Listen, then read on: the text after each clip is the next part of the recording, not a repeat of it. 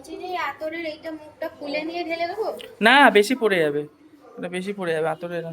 এরকম মায়ের ভাবে শাড়িতে এখন বেশি আতর দেওয়া পড়ে হচ্ছে। নাকি? আচ্ছা, মাকে আগে স্নান করানো হবে, তারপরে আতরটা দিতে পারতে শাড়ির মধ্যে। শাড়ির মধ্যে এতটা দেওয়া থাক, অসুবিধা কি আছে? এটা হাতে ধরো। হ্যাঁ।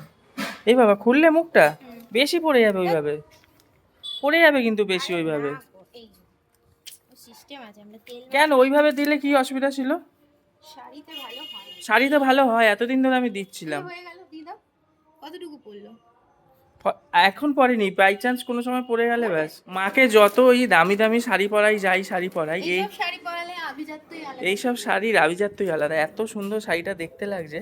হ্যাঁ, খুব ভালো। এরকম শাড়ি কিন্তু মা অনেকদিন পরেনি, তাই না? শোনা, হ্যাঁ। মাকে একটা লাল সাদা বড়দের শাড়ি আনছো, মানে কিসের? লাল লাই যে এই কালচে লাল আর এই কালারটা অফ হোয়াইট।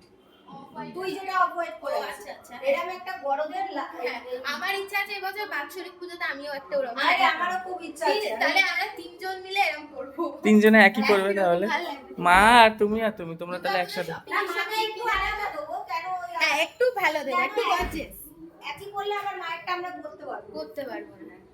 ও ঝিঙ্কিরি, আমার দরজা বন্ধ করো, দরজাটা দেখেছো মুছতে গিয়ে বন্ধ করে না, দাম দাম হাওয়ার মধ্যে বাড়ি মারছে। তাহলে মায়ের শাড়ি রেডি।